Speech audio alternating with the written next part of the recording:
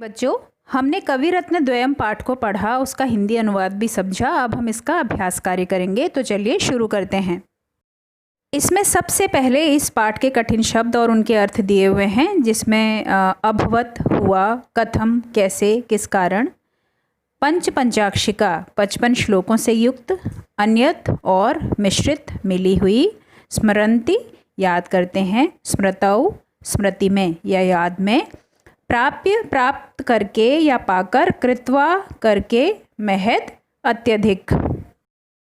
हमारा पहला अभ्यास प्रश्न है उच्चारणम कुरुत, जिसका अर्थ है उच्चारण करो। एतद यह है, सर्वनाम शब्द है। विभक्ति एक वचन, द्विवचन और बहुवचन।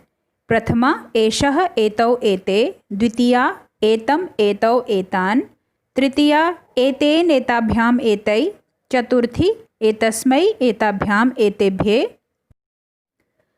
पंचमी एतस्मात् एताभ्याम एतेभ्यः, षष्ठी एतस्य एतयो एतेषां, सप्तमी एतस्मिन् एतयो एतेषु।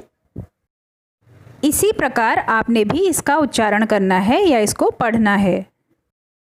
अब इसी प्रकार नीचे दिए हुए हमने रूपों को लिखना है। जो नीचे रूप दिए हुए हैं उनको हमने पूरा करना है।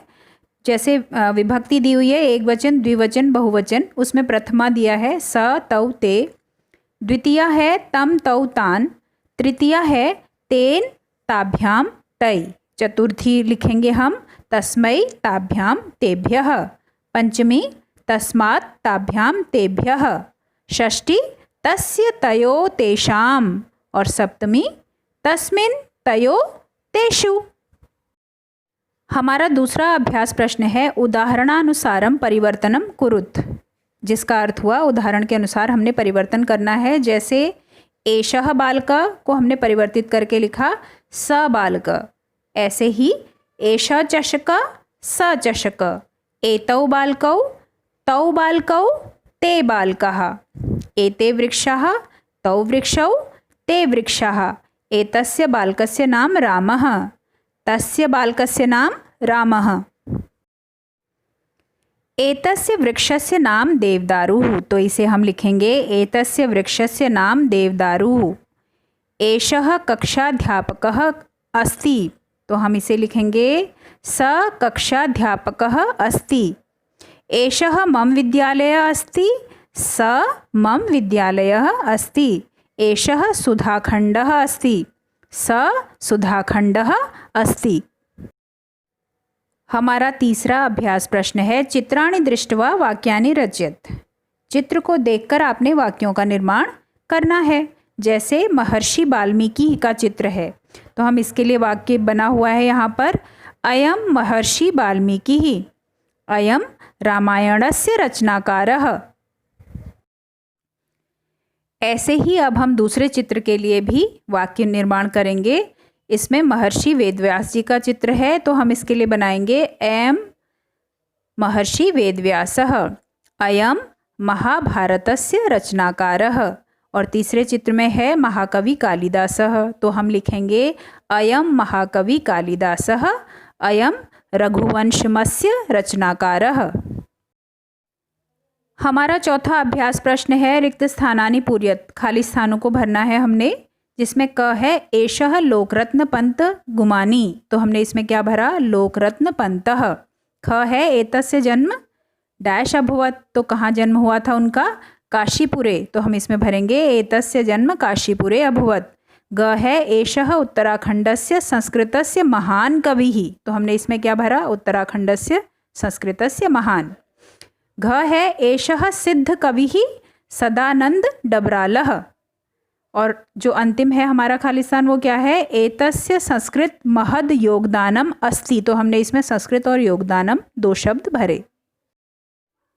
हमारा पांचवा अभ्यास प्रश्न है पाठा चित्वा रचना लिखत, यानी कि पाठ में देखकर हमने ये जो कवि हैं इनकी रचनाओं को लिखना है। सबसे पहले है गुमानी कवि, तो उनकी रचनाएं हैं राम महिमा, चित्र पदावली, राम नाम, पंचाक्षिका और शतोपदेशः। और दूसरे हैं सिद्ध कवि, तो उनकी जो रचनाएं हैं वो हैं नर नारायणीयम, कीर्ति विलास, दिव्य चरितम।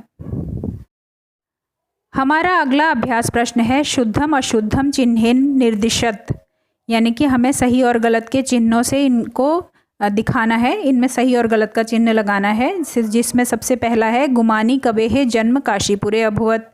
गुमानी जो कवि थे उनका जन्म काशीपुर में हुआ, तो ये सही है। दूसरा है सदानंद डबरालः सिद्ध कवि आसीत। सदानंद डबराल जी जो थे वो सिद्ध कवि थे, तो ये भी सही है। तीसरा है राम महिमा सदानंद डबरालस्य रचना अस्ति। राम महिमा क्या सदानंद डबराल की रचना थी? तो ये गलत है, वो गुमानी जी की रचना थी। एतस्य संस्कृत साहित्ये महद योगदानम नास्ति। इनका संस्कृत साहित्य में बड़ा योगदान नहीं है, तो ये भी गलत है। नर नारायणीयम लोकरत्न पंतस्य रचना अस्ति। ये भी गलत है, क्योंकि नर नारायणीयम सिद्ध कवि जी की रचना थी। तो बच्चों, हमने कवि रत्न द्वयम पाठ को पढ़ा, उसका हिंदी अनुवाद भी समझा और अब इसका अभ्यास कार्य भी हमने बहुत अच्छी तरह से कर लिया है। अब आप लोग इसे बहुत अच्छी हैंडराइटिंग में अपनी नोटबुक्स में कर सकते हैं। ओके।